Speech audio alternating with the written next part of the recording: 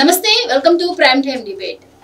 జగన్మోహన్ రెడ్డి అధికారంలో ఉన్నప్పుడు చేసినటువంటి అవినీతి అక్రమాలు సరిపోవు అన్నట్టు ఇప్పుడు అధికారం కోల్పోయిన తర్వాత కూడా ఆయనలో ఎటువంటి మార్పు రావట్లేదు. రాష్ట్రంలో జరుగుతున్నటువంటి అభివృద్ధిని ప్రజల వద్దకు చేరనివ్వకుండా ఆయన ఏదో ఒక అభూత కల్పనను ప్రజలకు చూపించే విధంగా ప్రయత్నాలు అయితే చేస్తూ ఉన్నారు. గతంలో మనం చూసాము, ప్రభుత్వ అధికారంలోకి రాగానే మా పార్టీలో ఇంతమంది చనిపోయారు అంటూ ఢిల్లీ వెళ్లి దీక్ష చేయటం, అలాగే జరుగుతున్న ప్రతి అభివృద్ధి అప్పుడు కూడా ఏదో ఒక విషయాన్ని జగన్మోహన్ రెడ్డి తెర మీదకు తీసుకొస్తూ ఉన్నారు. అయితే ఇప్పుడు తాజాగా మరి పోస్టులు అయితే మా పార్టీ తరపు నుంచి ఎలాంటి పోస్టులు కూడా ఆగవు, నేను అందరికీ పిలుపునిస్తున్నాను, పోస్టులు అందరూ పెట్టండి, అరెస్ట్ జరిగితే నా దగ్గర నుంచే మొదలవ్వాలి అని చెప్పి జగన్మోహన్ రెడ్డి కొన్ని వ్యాఖ్యలు అయితే చేశారు. మరి ఆంధ్రప్రదేశ్ లో లా అండ్ ఆర్డర్ అలాగే ప్రశాంత వాతావరణం ఉన్న నేపథ్యంలో ఇలా రెచ్చగొట్టే వ్యాఖ్యలను జగన్మోహన్ రెడ్డి గారు చేయడాన్ని ఎలా చూడొచ్చు, అలాగే మరి నిజంగానే జగన్మోహన్ రెడ్డిని అరెస్ట్ చేస్తేనే ఈ అరాచకాలకు తెరబడే అవకాశం ఉందా? ఇలాంటి విషయాలన్నీ కూడా ఈ రోజు డిబేట్ లో చర్చిద్దాం. మనతో పాటు డిబేట్ లో పార్టిసిపేట్ చేసేందుకు స్టూడియోలో ఉన్నారు సీనియర్ జర్నలిస్ట్ దుర్గా కుమార్ గారు, అలాగే మరో senior journalist doctor Durga Vadlamani గారు. నమస్కారం సార్. నమస్కారం మా గోవర్ధని, మన వీక్షకులు కూడా నమస్కారం మేడం. నమస్తే అండి. సో దుర్గా కుమార్ గారు, ముందుగా మీరు చెప్పండి, జగన్మోహన్ రెడ్డి గారు జరుగుతున్న అభివృద్ధి మరి ఆయన కళ్ళకు కనబడట్లేదో ఏమో తెలియదు, కానీ అభివృద్ధి గురించేమో ఇవన్నీ ఎంఓయూలు మా ప్రభుత్వంలో చేసుకున్నవే ఇప్పుడు వస్తూ ఉంటే దాన్ని ఏదో మేం తెచ్చాము అన్నట్టు ఇటు లోకేష్ అటు చంద్రబాబు గారు బిల్డప్ ఇస్తూ వస్తున్నారు. అలాగే మా వాళ్ళు ఎటువంటి పోస్టులు పెట్టకపోయినా కూడా అక్రమంగా కక్షపూరితంగా అరెస్ట్ చేస్తున్నారు అని చెప్పి ఇప్పుడనే కాదు, కూటమి ప్రభుత్వం అధికారంలోకి వచ్చిన దగ్గర నుంచి రోజు ఏదో ఒక అంశాన్ని తెర మీదకి తీసుకొచ్చి ప్రజలను అయితే పక్కదో పట్టిస్తూ ఉంది. సో ఏం చెప్తారు మీరు దీని గురించి? జగన్మోహన్ రెడ్డి గారు ఇంకా మారరంటారా? అంటే గతంలో మాట్లాడిన మాటలు వేరు. నిన్న గౌరవ హైకోర్టు ఒక సీనియర్ జర్నలిస్టు సోషల్ మీడియా పోస్టులని అడ్డుపెట్టుకుని భారీ అరెస్టులు చేస్తున్నారు, మాసివ్గా మూకుమ్మడి అరెస్టులని ఒక పిటిషన్ పెడితే దాని మీద గౌరవ హైకోర్టు చాలా స్పష్టమైన ఆదేశాలు ఇచ్చింది, తన అభిప్రాయాన్ని కూడా కొండ పగలగొట్టినట్టు చెప్పింది. అటువంటి సందర్భం తర్వాత కూడా ముఖ్యమంత్రిగా పనిచేసి ఒక రాజకీయ పార్టీకి అధినేతగా ఉండి తన సొంత ఫ్యామిలీ మెంబర్స్ మీద కూడా ఇటువంటి పోస్టింగ్లు పెట్టి వాటిని కూడా ఆయన చూసి ఇప్పటికి కూడా ఏదో గాంధీ గారు జైలు బర్రో కార్యక్రమం చెప్పినట్టుగా ఈయన కూడా మీరు పోస్టులు పెట్టండి, నేరాలు చేయండి భారీగా అని ప్రోత్సహిస్తున్నాడంటే ఇది సుమోటోగా ఇవాళ గౌరవ ఆంధ్రప్రదేశ్ ఉన్నత న్యాయస్థానం తీసుకోవాలి. ఉత్తర్వులు ఇచ్చిన 48 గంటల లోపు నువ్వు ప్రేరేపిస్తున్నావు ఇటువంటి మూకుమ్మడి నేరాలని. సోషల్ పోస్టింగ్స్ అంటే అవి మామూలు నేరాలు కాదు, కత్తితో నరికినా గొడ్డలతో నరికినా అది భౌతిక గాయమే. మరీ ముఖ్యంగా ఈ వైఎస్ఆర్సీపీ శ్రేణులు అంటే సోషల్ మీడియా యాక్టివిస్టులు పెడుతుంది మహిళలను ఉద్దేశించి, అందులోనూ రాజకీయంగా ఉన్న వాళ్ళని పెడుతున్నారు, తర్వాత రాజకీయ నాయకులకు చెందిన మహిళా కుటుంబ సభ్యుల మీద కూడా పెడుతున్నారు. ఆ పెట్టే పోస్టులు కూడా ఏదన్నా వ్యాఖ్యానించేది కాదు, పోర్నోగ్రఫీ మార్ఫింగ్ చేసి వాళ్ళని నైతికంగా దెబ్బతీసి వాళ్ళ ప్రతిష్టని దెబ్బతీయటం, వాళ్ళు రాజకీయాల్లోంచి వెళ్ళిపోయే విధంగా ప్రోత్సహించడం, సమాజంలో ఒక రకమైనటువంటి అలజడి సృష్టించడానికి చేస్తున్న ఒక ప్రయత్నాన్ని మాజీ ముఖ్యమంత్రిగా ఉండి ఆయన ప్రోత్సహిస్తున్నాడంటేనే ఒక అభ్యంతరకరమైన విషయం.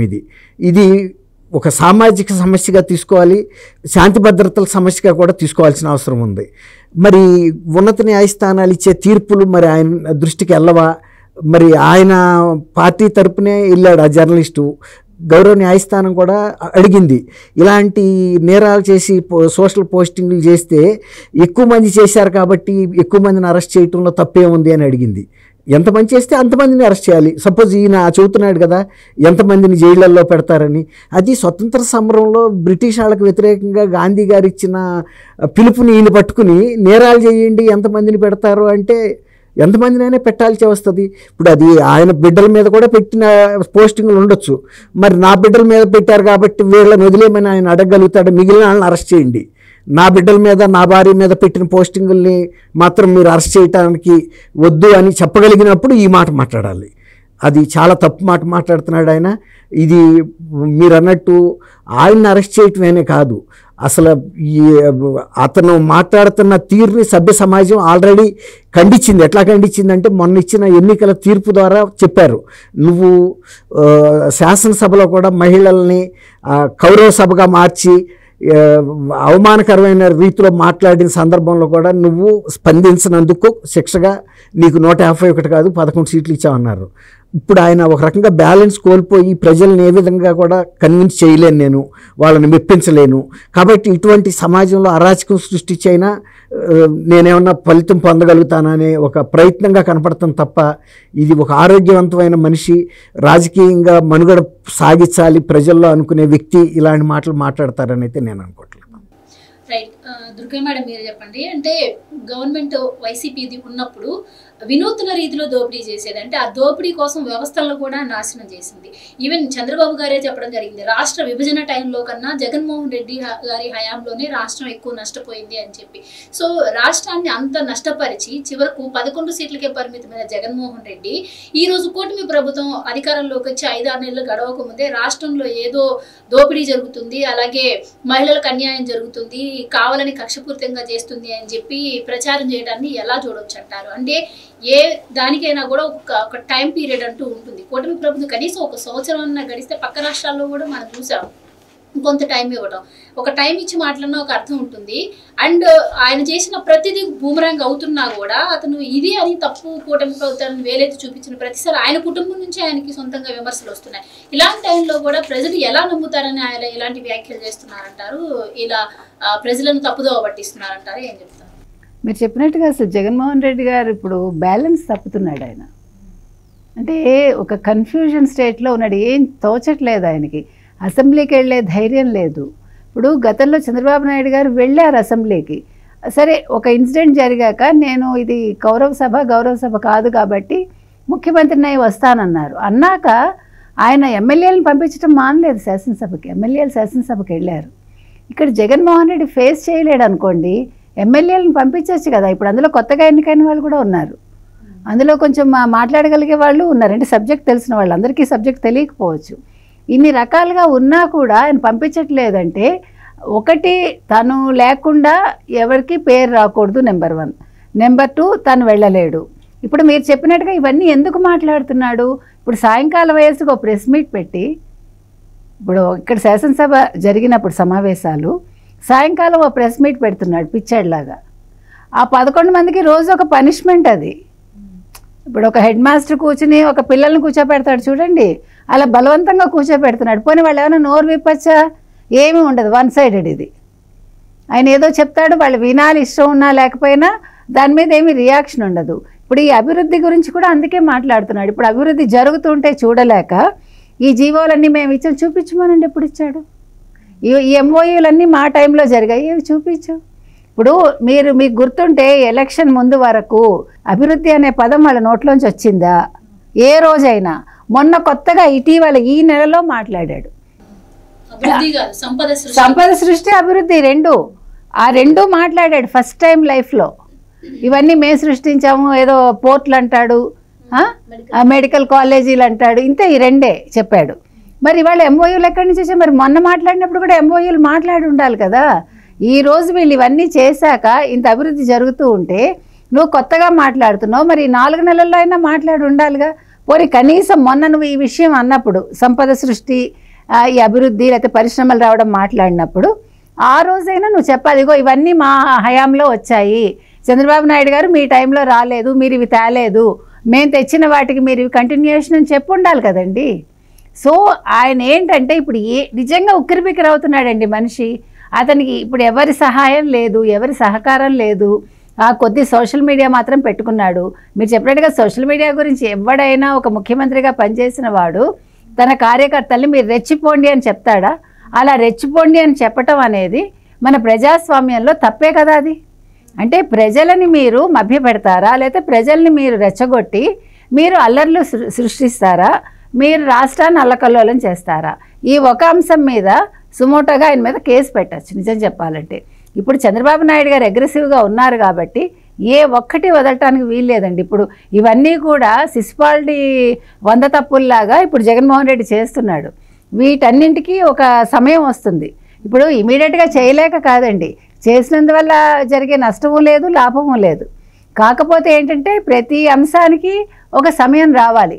ఇప్పుడు చెడైనా మంచి అయినా ఆ సమయం వచ్చినప్పుడు ఆటోమేటిక్గా జరగాల్సినవన్నీ జరుగుతాయి. అలాగే జగన్మోహన్ రెడ్డి అరెస్ట్ కూడా ఖచ్చితంగా జరుగుతుంది.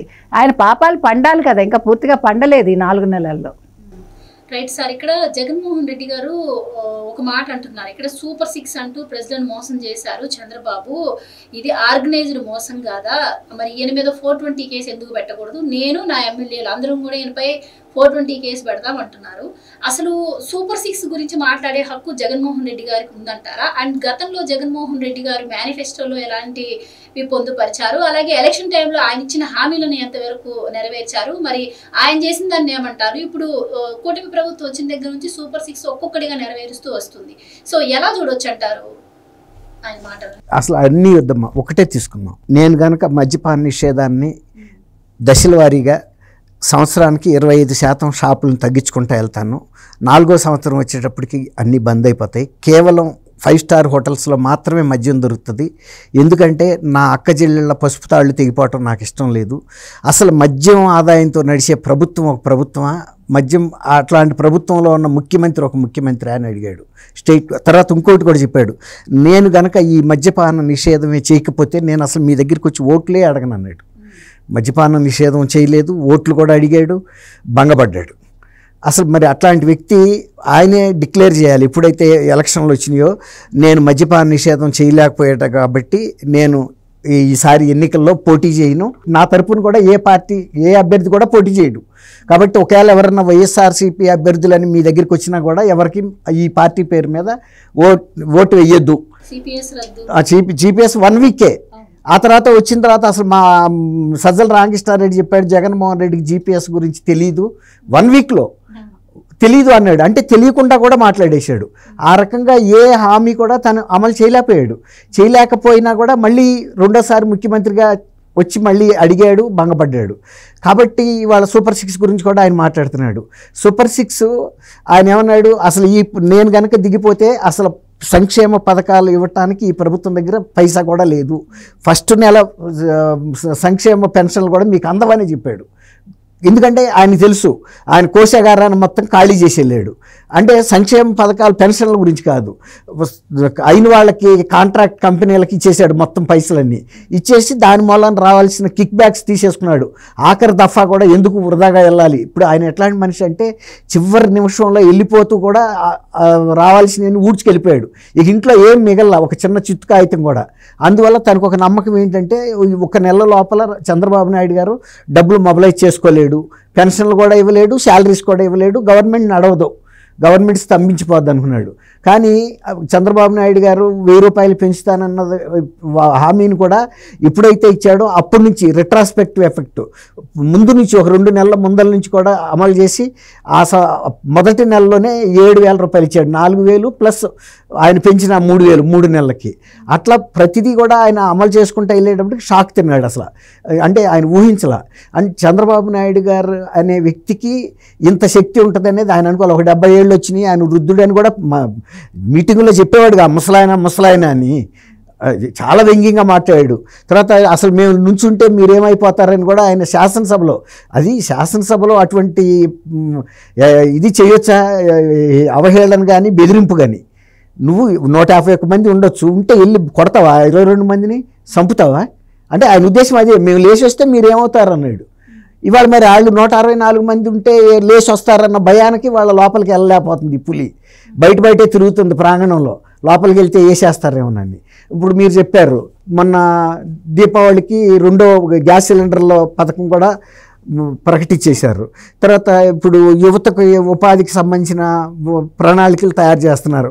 ఒక 20 లక్షల మందికి ఇవ్వాలి అని ఉపాధి కల్పించడానికి. అది ఇవ్వలేకపోయినా యువతకి 3,000 రూపాయలు ఇస్తా ఉన్నారు, దానికి సంబంధించిన సిద్ధం అవుతున్నాయి.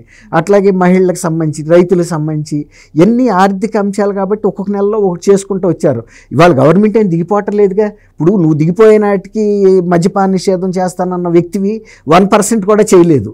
ఇప్పుడు వీళ్ళు ఫస్ట్ 4 నెలల్లోనే 6లో 2 చేసేసారు. అంటే ఎంత % చేసినట్టు? దాదాపు 33% చేశారు. నువ్వు 5 ఏళ్ళు చేసి 1% కూడా చేయలేకుండా నీ హామీలను దిగిపోయావు. మరి వాళ్ళు ఫస్ట్ 4 monthsలోనే 33% చేశారంటే ఇంకా 4.5 సంవత్సరాలు మించిన టైం ఉంది కదా. ఇవన్నీ కూడా క్రమేపణ చేసుకొస్తారు. అంతేగాని నువ్వు ఇప్పటి నుంచే గొడవ చేస్తావు, రాజకీయ హత్యలు జరిగినాయి, రాష్ట్రపతి పాలన పెట్టమని ఢిల్లీ వెళ్ళినట్టే ఉంటుంది. సొంత పార్టీ వాళ్ళు కూడా గడ్డి పెట్టారు. ఏమయ్యా నీకు ఏమన్నా బుద్ధి జ్ఞానం ఉందా, రాష్ట్రపతి పాలన పెట్టమని వెళ్తావా, 36 మంది చనిపోయారని. అక్కడ హోంశాఖ కూడా నివేదిక అడిగింది, జాబితా మాకు ఇవ్వండి అని. తర్వాత నేషనల్ మీడియా అడిగింది, తిరిగి వచ్చాడు. అట్లా ప్రతిదీ కూడా మొన్న ఈ మహిళల మీద దాడుల గురించి కూడా బేభత్సంగా మహిళా నాయకురాలని రెచ్చగొట్టేటప్పటికి రోజా లాంటి వాళ్ళు కూడా ఎగబడ్డారు, ఏదో ప్రభుత్వంలో ఇవాళే జరుగుతున్నాయని. దానికి అసలు తెలుగుదేశం వాళ్ళు నోరిప్పి సమాధానం చెప్పకముందే 5 సంవత్సరాల మహిళా కమిషన్ చైర్పర్సన్గా ఉన్న వాసిరెడ్డి పద్మ గారు బయటకు వచ్చి జగన్మోహన్ రెడ్డి ప్రభుత్వంలో దేవతల పాలన జరిగిందా, స్వర్ణయుగం జరిగిందా, ఇంతకంటే మహిళల మీద దాడులు ఇంతకన్నా ఎక్కువ జరిగినాయి, ఆ రోజు బయటికి రానివ్వలేదు, నేను వెళ్ళి చెబితే కూడా నా మాట వినలేదు, నన్నే ఇంకా హెచ్చరించాడు, అవహేళనగా మాట్లాడాడు. ఆయన మహిళల పట్ల బయట ఒక రకంగా వ్యవహరిస్తున్నాడు, లోపల ఒక రకంగా ఉంటుంది ఆయన అంతరంగం. ఇటువంటి ద్వంద్వ ప్రమాణాలని ప్రజలు ఇప్పటికైతే ఖండించారు, బాగానే ఉంది. ఇక ముందు కూడా నమ్మొద్దు ఇతన్ని, ఇంకొక వేషంతో కూడా మళ్ళీ మీ ముందుకు వస్తాడని ఆమె చెప్పింది. ఆ రకంగా సొంత నాయకులు ఇప్పుడు వారు చెప్పారు, కనదుర్గ గారు ఏముంది, ఆయన కన్ఫ్యూజన్లో ఉన్నాడు. ఒక రకంగా సొంత పార్టీ నాయకులు వెళ్ళిపోతున్నారు, కార్యకర్తలు వెళ్ళిపోతున్నారు. గతంలో అడగకుండా కూడా సోషల్ పోస్టింగ్లు పెట్టారు, ఇవాళ మీరు పోస్టింగ్లు పెట్టండి రా అని బతిమలాడుతున్నాడు. ఒకవేళ మీ భయం అయితే నా పేరు పెట్టండి, పార్టీ పేరు పెట్టండి. ఇటువంటి నేరాలు చేయటానికి ఇట్లా ప్రోద్బలం బహిరంగంగా చేయటం అంతకుముందు చేయలేదని కాదు, విజయసాయిరెడ్డి చేశాడు, న్యాయమూర్తుల కుటుంబ సభ్యులమే పెట్టమని చేశాడు. కానీ విజయసాయిరెడ్డి ముఖ్యమంత్రి పదవిలో లేడు. అట్లాగే ఇవాళ కాంగ్రెస్ పక్ష నాయకుడు ఇతను, రాష్ట్రంలో ఇతని ఫేస్ వాల్యూ మీదే కదా మొన్న ఎలక్షన్కి వెళ్ళాడు. సరే ఓడిపోయినా కూడా ఎంతో కొంత వాల్యూ ఉంది కదా, ఇవాళకి 30% ఓట్స్ ఉన్నాయని చెప్పుకుంటున్నాడు కదా. ఉన్నప్పుడు ఆ 30% ప్రజల పట్ల అయినా నీ బాధ్యత నెరవేర్చు. అయినా నువ్వు 30% ప్రజలకి ఎందుకు బాధ్యత ఇస్తావు? రాష్ట్ర ప్రజలందరూ నీ వాళ్ళే అనుకోవాలిగా నువ్వు. అట్లా ఆ విశాలమైన దృక్పథం అతనిలో లేదు. ఎంతసేపు నాకు పదవి వస్తే ఒక రకంగా ఉంటాను, పదవి రాకపోతే అసలు మీరెవరో నేనెవరో, నేను అసలు ఎందుకు వెళ్ళాలి శాసనసభకి, అదేదో అంటే వ్యక్తిగత సేవ అనుకుంటున్నాడు కానీ తన బాధ్యత అనుకోవట్లేదు. ఒకవేళ కనుక నిజంగా ఆ దృక్పథంతో ఉన్నప్పుడు ఆ 10 మందితో పాటు తను కూడా రిజైన్ చేసేసి మమ్మల్ని ఆంధ్రప్రదేశ్ ప్రజలు ఓడించారు కాబట్టి మా సేవలకి ఆంధ్రప్రదేశ్లో ఉండవు, పక్క రాష్ట్రం తెలంగాణకో లేకపోతే తమిళనాడుకో వెళ్ళిపోతామని కూడా చెప్పొచ్చు, ఆయనకి ఆ స్వేచ్ఛ ఉంది. మేడం, కక్షపూరిత రాజకీయం టీడీపీ చేస్తుంది అంటూ జగన్మోహన్ రెడ్డి గారే డైవర్షన్ పాలిటిక్స్ చేస్తున్నారని అనుమానం కలుగుతుంది. ఎందుకు అంటే గతంలో మనం చూసాము, మా పార్టీ నుంచి 36 మంది చనిపోయారు కక్షపూరిత రాజకీయం వల్ల, మీ వల్ల అని చెప్పి ఢిల్లీ వెళ్ళి దీక్ష చేశారు. ఆ తర్వాత బుడమేరు పొంగినప్పుడు కూడా ఇన్ని కోట్ల అవినీతి జరిగింది అని చెప్పి ప్రచారం చేశారు. అలాగే అక్కడ వాళ్ళకి ఏమీ అందలేదు అని కూడా ప్రచారం చేయడం మనం చూసాం. ఆ తర్వాత నుంచి చూసుకుంటే ప్రతి ఒక్కటి రోజు ఏదో ఒక విషయం, మద్యం పాలసీ వచ్చినప్పుడు దానిపైన కావచ్చు, అన్నా క్యాంటీన్లు వచ్చినప్పుడు దానిపైన కావచ్చు, ఇలా ప్రతిదీ ఏదో ఒకటి దానిపైన చెడుగా ప్రచారం చేసి ప్రజలను పక్కదోవ పట్టించే ప్రయత్నం. అంటే దీన్ని డైవర్షన్ పాలిటిక్స్ అనరా? ఎందుకు జగన్మోహన్ రెడ్డి గారు ఇంత భయపడుతున్నారు? అంటే ఇప్పుడు జరుగుతున్నటువంటి అభివృద్ధి మళ్ళీ ప్రజల దగ్గరికి వెళ్తే మళ్ళీ నేను ఫ్యూచర్లో ముఖ్యమంత్రిని అవ్వలేను అని అనుకుంటున్నాను అనుకోవచ్చా? అండ్ ముఖ్యంగా మరోపక్క అసెంబ్లీకి రాకుండా జగన్మోహన్ రెడ్డి అప్పుల పాలు చేశారు, రాష్ట్రాన్ని 11 లక్షల కోట్లు అప్పు చేశారని చెప్పారు. నిన్న చూస్తే బడ్జెట్ సమావేశాల్లో 6 లక్షల కోట్లని అబద్ధం చెప్తున్నారు. అంటే అబద్ధం ఆడినట్టు కదా చంద్రబాబు గారు అని చెప్పి అంటున్నారు. అండ్ చంద్రబాబు గారు కూడా దీనిపైన స్పందించడం జరిగింది. క్లియర్గా ఆయన ఏ రంగానికి ఎంత అప్పు చేశారు అని చెప్పి క్లియర్గా చెప్పి మొత్తం 9,74,556 కోట్ల అప్పు ఉంది, మీకు ఏదైనా డౌట్ ఉంటే అసెంబ్లీకి రండి తేల్చుకుందాం అని చెప్పారు. మరి అసెంబ్లీకి వస్తారా జగన్మోహన్ రెడ్డి? ఏవైతే బయట ఇవన్నీ ఆరోపణలు చేస్తున్నారో మరి రేపు అసెంబ్లీకి వచ్చి ఈ బడ్జెట్ గురించి కావచ్చు, అలాగే ఆయన హయాంలో జరిగిన అప్పుల గురించి కావచ్చు, ఆయన కూటమి ప్రభుత్వం వచ్చిన దగ్గర నుంచి చేస్తున్న ఆరోపణల మీద కావచ్చు, వీటన్నిటి మీద మాట్లాడే అవసరం లేదంటారా? అవసరం ఉంది కానీ రాడు. భలేవాళ్ళే, మీరు అవసరం ఎందుకు లేదు? ఇప్పుడు సార్ చెప్పినట్టు ఎమ్మెల్యేగా ఎన్నుకున్నాక నిన్ను, నీ బాధ్యత అది. ఇందాక వారు కరెక్ట్గా చెప్పారు దుర్గాకుమార్ గారు. అసలు మొత్తం రిజైన్ చేసేసి ఎస్ మా వల్ల కాదు, మేము 11 మందివే ఉన్నాము, నేను అసెంబ్లీకి వెళ్ళను, నాకు సిగ్గు అని చెప్పమానండి. మీరు నన్ను ఎన్నుకోలేదు ముఖ్యమంత్రిగా, నేను ముఖ్యమంత్రిని కాకపోతే నేను పని చేయను, వాళ్ళకి అన్నం పెట్టడం ఊరికి ఉపకారం, అంతే కదా. మీరు నాకు ఇవ్వలేదు కాబట్టి నేను రాను, గొడవ వదిలిపోయింది. మీరు ఎక్కడ అడుగుతున్నారండి? రావాలి, వచ్చి ప్రశ్నించాలి జగన్మోహన్ రెడ్డి. మీరు ఇలా ఎందుకన్నారు చంద్రబాబు నాయుడు గారిని నిలదీయమనండి, దమ్ముంది కదా, పులివెందుల బిడ్డ కదా. పులివెందుల పౌరుషం ఏమైంది? పులివెందుల పౌరుషం చచ్చింది కాబట్టే సాయంకాలాలు ప్రెస్ మీట్లు పెట్టుకుంటున్నాడు, ఏం చేయలేక. ఉన్న 11 మంది ప్రశ్నించాడు వాడు, ఈయన ఏదో చెప్తాడు, అక్కడ రాసిచ్చింది, గొడవ ఉండదు కదా, ప్రజలు చూస్తారని అనుకుంటున్నాడు. ఈయన చెప్పే అబద్ధాలు ప్రజలు నమ్ముతారా? ఇప్పుడు సూపర్ 6లో 2వ అమలు అవుతుంది, వరుసగా అవుతాయి. నువ్వు 8 నెలలు నోరు మూసుకు కూర్చున్నావు, ఇప్పుడు నీకు అసలు అడిగే హక్కు ఎక్కడుంది? మనం ప్రతిసారి చెప్తున్నామండి, జగన్మోహన్ రెడ్డి కొంచెం బుర్ర వాడు అని చెప్తున్నాం. నీకు లేదు, ఉన్న కొద్ది బుర్ర అయినా వాడు, వాళ్ళ మాటలు వీళ్ళ మాటలు వినకని. ఇంకా సలహాదారుల మాటలు పట్టుకుని నేను ప్రెస్ మీట్లు పెట్టుకుంటాను, నేను అసెంబ్లీకి రాను. ఇప్పుడు అసలు మీరు సోషల్ మీడియా చూసారంటే, వైసీపీ సోషల్ మీడియా ఇవాళ చూడండి, వర్రా మీద అసలు అతనే పోస్టులే పెట్టలేదుట, టీడీపీ వాళ్ళు పెట్టేశారట. అన్నీ పెట్టి అదేమో మార్ఫింగ్ చేసేసారు, అన్నీ అట్లాగే ఉన్నాయి. అదేవిధంగా అసలు మీరు మొత్తం సోషల్ మీడియా చూసుకున్నారంటే షర్మిల మీద కూడా ఇంకా ఇదే మాట్లాడుతున్నారు.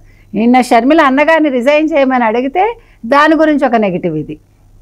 అంటే వాళ్ళు ఇంకా అంతకు మించి వెళ్ళరు. ఇప్పుడు మీకు దమ్ము ధైర్యం లేకపోతే నా పేరునే పెట్టండి సోషల్ మీడియా పోస్టింగ్స్ అని ఆయన అన్నాడు. నిజంగా ఈయన పేరున పెడితే ఈయన ఏమవుతాడు? అసలు ఉంటాడా మనిషి? నిజంగా పెట్టించమనండి.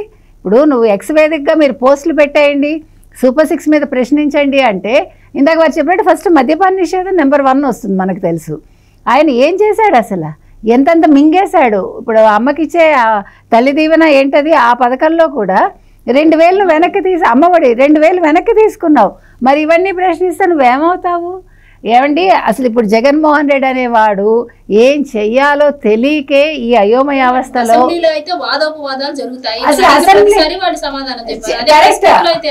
అడగరు కదా. ఇంకొకటి అసెంబ్లీకి వచ్చి వాళ్ళ మొహం చూసే ధైర్యం ఉందండి? తలెత్తి చంద్రబాబు నాయుడిని చూడగలడా? ఎందుకంటే ఒక చంద్రబాబు నాయుడు ఫ్యామిలీని అలా అనిపించినప్పుడు నువ్వు ఆ రోజు అసెంబ్లీలో ఉన్నావు కదా, నువ్వు ఆ రోజు మాట్లాడావా? నీకు సిగ్గుందా? నువ్వు మనిషి వాసల. ఒకవేళ నీ ఎమ్మెల్యే తప్పు చేస్తే నువ్వు ఒక ముఖ్యమంత్రిగా కాకపోయినా ఒక ఎమ్మెల్యేలకు అధిపతిగా నువ్వేం చేయాలి?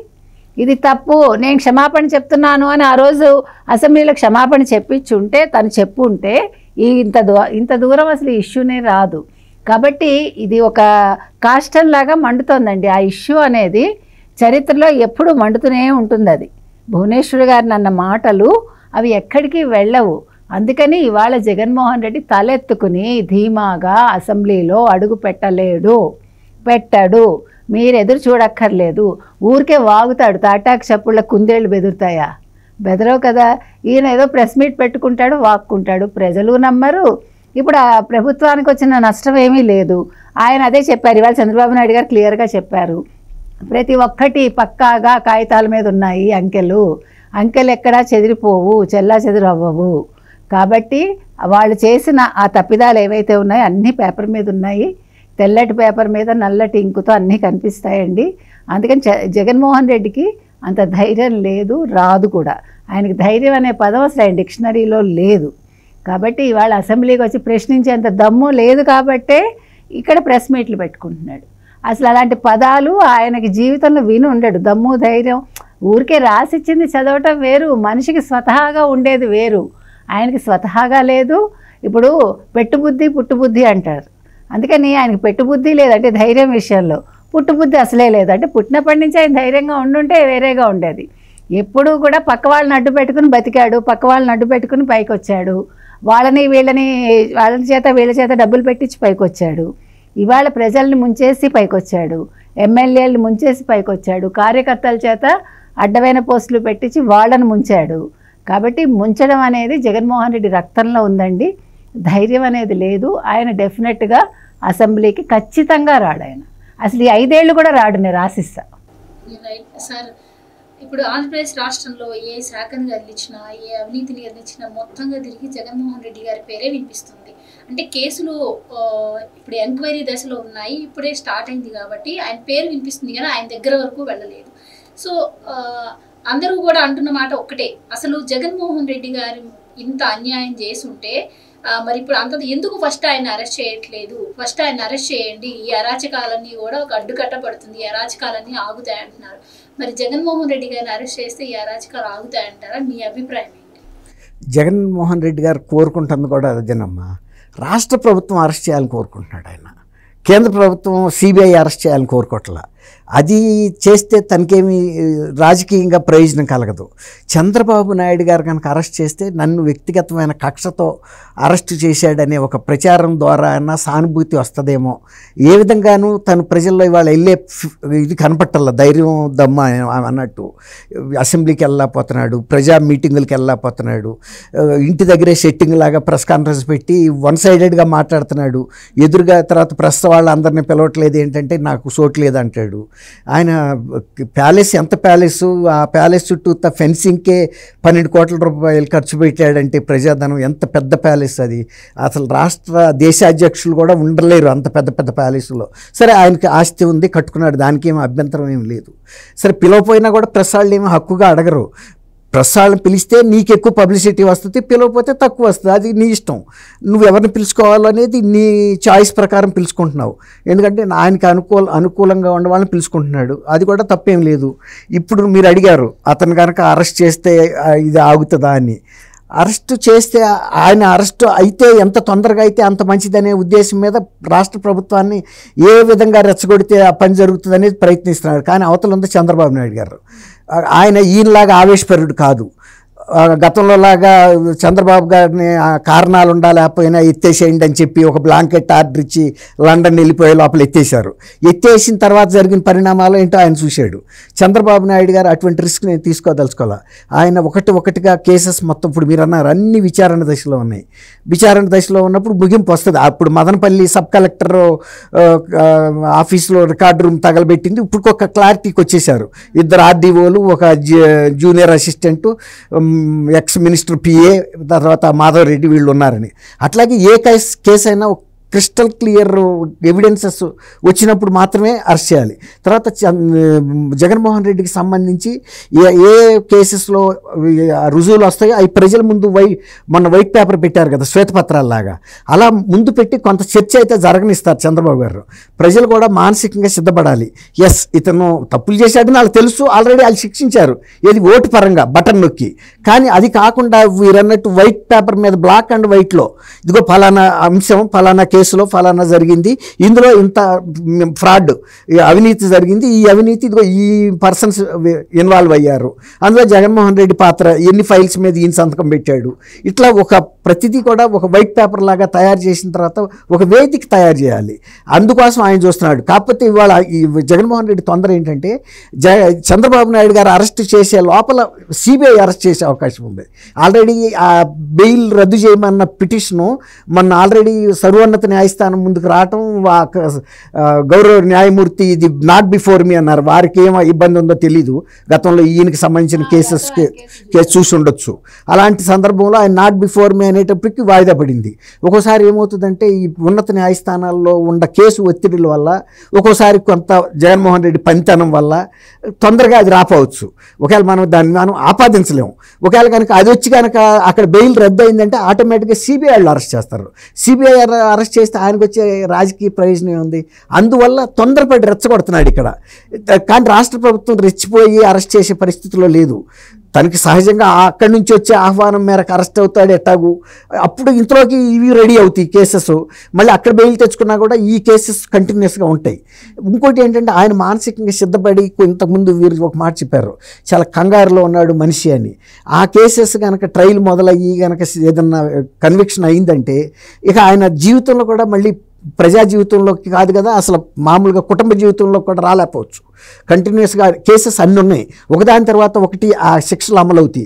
ఆ శిక్షలు ఎవరైనా మనిషి ఎన్నాళ్ళు బతుకుతాడమ్మా, 1000 సంవత్సరాలు బతకడు కదా. ఇప్పుడు ఆల్రెడీ ఆయన ఒక 55 years ఎంత ఉండుండొచ్చు.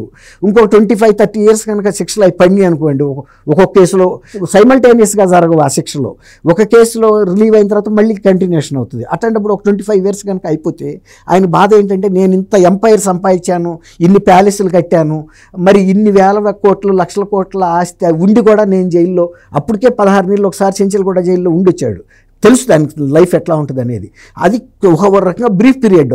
ఆ పీరియడ్లో ఈయన ఏం చేసుకున్నాడంటే సకల సౌకర్యాలు ఏర్పాటు చేసుకున్నాడు. ఆయన ఒక సాక్షి అధిపతి, సాక్షి టీవీ, ఈ మీడియా ఎంపైర్ ఉంది కదా, అట్లా దాన్ని అక్కడ ఇన్ఫ్లుయెన్స్ చేసుకుని కొన్ని సౌకర్యాలు పొందగలిగాడు. ఇప్పుడు కానీ సెంట్రల్ జైలుకి వెళ్తారు ఇట్లాంటప్పుడు. మొన్న ఈమె కవిత గారు వెళ్ళింది. కవిత గారు వెళ్ళినప్పుడు ఎలా ఉంది, మనిషి బయటకు వచ్చేటప్పటికి ఎలా అయిందో మనం చూసాం. ఆమెకు అనేక అనారోగ్య సమస్యలు కూడా వచ్చినాయి. ఆమె అబద్ధం ఏం చెప్పాలి అందులో. ఆ తర్వాత ఇప్పుడు కూడా ఆమె ప్రజా జీవితంలోకి రాలేకపోతుంది. అట్లా అక్కడ ఇవన్నీ సాగవు. కాబట్టి ఒక రకంగా కంగారు అనేది ఎవరికైనా ఉంటుంది. ఇప్పుడు అది ఆయన తొందర ఏంటంటే కనీసం చంద్రబాబు నాయుడు గారి చేతిలో కనుక అరెస్ట్ అయితే నా పార్టీకి కొద్దిగా ఊపిరి చిక్కుతుంది, రాజకీయంగా లబ్ధి పొందుతాన్ని. తన ప్రయత్నమే తనున్నాడు కానీ బట్ చంద్రబాబు నాయుడు గారు కూడా కొంచెం దూరదృష్టి కలిగిన మనిషి, అనుభవం ఉంది, రాజకీయ అనుభవం ఉంది. ఏ పరిణామాలు ఎలా ముందు పరిణమిస్తాయి అనేది కూడా అంచనా వేసుకుంటారు. కాబట్టి ఆయన తొందరపడైతే చర్యలకు ఉపక్రమిస్తారని అయితే నేను అనుకున్నాను. Right madam. అంటే జగన్మోహన్ రెడ్డి అధికారంలో ఉన్నప్పుడు ఆయన చేసిన అవినీతి అక్రమాల వల్ల ప్రజలు చాలా ఇబ్బందులు పడ్డారు. సో కనీసం ప్రభుత్వం మారింది, మేము వేరే వాళ్ళని ముఖ్యమంత్రిగా తెచ్చుకున్నాము, ఇక్కడైనా కూడా కొంచెం శాంతియుతంగా ఉందాం అనుకుంటే ఇప్పటికి కూడా మరి ప్రజలను మనశాంతిగా ఉండే పరిస్థితులు అయితే ఎక్కడా కనిపించట్లేదు. లేని దాన్ని క్రియేట్ చేసి రోజు ఏదో ఒక ఇష్యూ అందరినీ రెచ్చగొట్టి వాళ్ళని ఇరికించే ప్రయత్నం చేయడం జరుగుతుంది. సో ప్రజలే కోరుకుంటున్నారు ఇప్పుడు ఫస్ట్ అసలు నిజంగా జగన్మోహన్ రెడ్డి గారిని అరెస్ట్ చేస్తే ఈ అరాచకాలు చెక్బడి మేము ప్రశాంతంగా అయినా ఉండగలుగుతామని. సో మీ అభిప్రాయం ఏంటి? నేను దుర్గా కుమార్ గారు చెప్పింది నేను చెప్తానండి. ఇప్పుడు రాష్ట్ర ప్రభుత్వం ఎందుకు అరెస్ట్ చేయాలి తొందరపడి? ఇప్పుడు ఆ కేసులన్నీ వివరంగా బయటికి రావాలి కదా. ఏంటి ఇప్పుడు అరెస్ట్ చేసేసి చేతిలో ఎవిడెన్స్లు లేకుండా ఆయన రేపు బయటకు వచ్చేసి దాన్ని రాజకీయ లబ్ధికే ఆయన వాడుకుంటాడు. అది ఒక ఆయనకి ఏమవుతుందంటే ఒక మంచి ఆయుధం దొరుకుతుంది ఆయనకు, అంతే. అదే ఆయన ఎదురు చూస్తున్నాడు. ఇప్పుడు చంద్రబాబు నాయుడు గారు అరెస్ట్ చేసేస్తే చూసారా నన్ను అన్యాయంగా అరెస్ట్ చేశారని రేపు ప్రజల్లోకి వెళ్ళాలి, మళ్ళీ పాదయాత్ర చేయాలనుకుంటాడు ఆయన. అలా కాకుండా ఇప్పుడు ఎలాగా సుప్రీంకోర్టు ముందు ఆ కేసు ఉంది. ఒక్కసారి కనుక సిబిఐ వాళ్ళు అరెస్ట్ చేశారంటే ఇందాక వారు చెప్పినట్టు ఒక్కొక్క కేసు తీగలాగా, ఇది ఏమి ఒక తీగ కాదు, తీగలు చుట్టుకుంటాయి చూడండి. అట్లా ఈ కేసులన్నీ ఒక్కొక్కటి అట్లా కాళ్ళకి బంధాలు అవుతాయి ఆయనకి. ఎక్కడ ఏది తెంచుకోలేడు. ఒక బంధం తెంచుకుంటే ఇంకో బంధం పుట్టుకొస్తుంది ఆయనకి, ఇంకో కేసు. కాబట్టి ఇది చిన్న విషయం కాదండి. జగన్మోహన్ రెడ్డికి ఇప్పుడు చాలా బాగా అర్థమైంది ఆయనకి తను ఏ స్టేజ్లో ఉన్నాడు, తన ఫ్యూచర్ ఏంటి అర్థమయ్యాక ఆయన రెచ్చగొడుతున్నాడు. ఒక్కటే మాట, చంద్రబాబు నాయుడు గారిని తెలుగుదేశం కూటమిని రెచ్చగొట్టడానికి ఆయన సాయంకాలాలు ఈ ప్రెస్ మీట్లు పెడుతున్నాడు. ఇప్పుడు రానివాడు నోరు మూసుకుని యలహంక ప్యాలెస్లో ఎందుకు ఉండట్లేదు అంటే ఇలాగైనా ప్రజల దగ్గర ఏదో చెప్పాలని తపన పడుతున్నాడు. కానీ ప్రజలకి ఇవన్నీ నమ్మే పరిస్థితి, వినే పరిస్థితి ముందు లేదు. ఎందుకంటే ఎవరి బిజీలో వాళ్ళు ఉన్నారు. మీరు చెప్పినట్టుగా ఈ పనికిమాలిన ఇప్పుడు ఈ కార్యకర్తలు కావచ్చు, లేకపోతే ఈ పనికిమాలిన వాళ్ళు ఉంటారు చూడండి సోషల్ మీడియాలో పోస్టులు చేసేవాళ్ళు, వాళ్ళకి ఇప్పటికి కూడా బుద్ధి రాకపోతే వైసీపీ వాళ్ళకి నేను చెప్తున్నా, రేపొద్దున పూర్తిగా ఇరుక్కునేది వాళ్ళు. అప్పుడు ఏ జగన్మోహన్ రెడ్డి వచ్చి రక్షించాడు? ఎందుకంటే జగన్మోహన్ రెడ్డి జైల్లో ఉంటాడు కాబట్టి వీళ్ళని ఎవడు పట్టించుకుంటాడు? ఇప్పుడు సజ్జలు వచ్చి పట్టించుకుంటాడా? సజ్జలకే దిక్కు లేదు. పోనీ ఇతనెవరు విజయసాయి రెడ్డి రక్షిస్తాడా? ఎవరికి ఇప్పుడు దిక్కు లేదండి. ఒక్కసారి జగన్మోహన్ రెడ్డి వెళ్తే, జగన్మోహన్ రెడ్డికి ఉండే పెద్ద లక్షణం ఏంటంటే తను వెళ్తూ 10 మందిని తీసుకెళ్తాడు. మీకు అర్థమైందా? ఒక్కడు వెళ్ళడు. ఇప్పుడు ఒక సామెత ఉంది, ఎందుకులేండి అది చెప్పేది కాదు కానీ అట్లాగా అంటే ఒక శవం వెళ్తూ వేరే వాళ్ళని తీసుకెళ్తుంది వెంట, అది ఒకళ్ళకి ప్రత్యేకం అన్నమాట. అట్లాగా ఈయన వెళ్తూ 10 మందిని తీసుకెళ్ళడానికి చూస్తాడు. అంటే ఈ పెద్ద తలకాయలు ఏవైతే ఉన్నాయో అవన్నీ జగన్మోహన్ రెడ్డితో పాటు జైల్లోకి వెళ్ళిపోయారు అనుకోండి, జగన్మోహన్ రెడ్డి చెప్తాడు కదా, అవునండి వాళ్ళు చేశారండి కరెక్టేను అంటాడు. అది విజయసాయి రెడ్డి చేశాడండి, లేకపోతే ఈ సుబ్బారెడ్డి చేశాడండి, ఇప్పుడు అంబటి రాంబాబు చెప్తాడు, ఆయన ఖచ్చితంగా చెప్తాడు. ఎందుకంటే జగన్మోహన్ రెడ్డి నేచర్ ఇప్పుడు మనమే చూస్తున్నాం కదండి. ఆయన ప్రతిదానికి వాళ్ళని ఆయనే వెళ్ళి దగ్గరుండి మరి అక్కడ చెప్పేసి వస్తాడు ప్రెస్ ముందు. ఒక శవం దగ్గరికి వెళ్ళినా, లేదు ఒక ఎవరినైనా పరామర్శించడానికి వెళ్ళినా మా వాడు చేశాడని ఒప్పుకుంటాడు. దగ్గరికి వెళ్ళి ఇక్కడ ఇతను ఎవరు నందిగం సురేష్ దగ్గరికి వెళ్ళి. కాబట్టి ఇప్పుడు వీళ్ళందరూ జైలుకి వెళ్ళిపోతే జగన్మోహన్ రెడ్డితో పాటు తర్వాత వీళ్ళని ఎవడ ఆదుకుంటాడు? కాబట్టి ఇప్పుడు వైసీపీ కార్యకర్తలకు మనం చెప్పేది ఒకటే, సోషల్ మీడియా వాళ్ళకి కానీ, నాయనా మీరందరూ ఆవేశపడి ఈయన వేసే బిస్కెట్ ముక్కలకో లేకపోతే రొట్టె ముక్కలకో మీరు ఆశపడకండి. మీకు జీవితం ఉంది, భవిష్యత్తు ఉంది. జగన్మోహన్ రెడ్డికే దిక్కు లేదు, అందుకోసమే తొందరపడుతున్నాడు. చంద్రబాబు నాయుడు గారిని రెచ్చగొట్టడానికి చూస్తున్నాడు. కానీ చంద్రబాబు నాయుడు గారు పంచతంత్రం కథల్లో దూరదృష్టి అని ఒకటి వస్తుంది క్యారెక్టర్, అట్లాగే ఆయన చాలా దూరదృష్టి ఉండే మనిషి అన్నమాట. చంద్రబాబు నాయుడు గారు దేనికి చలించరు. ఆయన ప్రతి ఒక్కటి పక్కాగా పద్ధతి ప్రకారం ప్రతిదీ చేస్తారు. కాబట్టి జగన్మోహన్ రెడ్డి ఎంత తొందరపడ్డా జరగాల్సినప్పుడే జరుగుతుంది. ఈలోగా మనకి కాగల కార్యం మన సిబిఐ వాళ్ళు తీర్చేస్తారు. అది. థ్యాంక్ యూ అమ్మ గోవర్ధని, మన వీక్షకులు. ఇది ఇవాళ డిబేట్. మరో డిబేట్తో మళ్ళీ కలుద్దాం. Keep watching.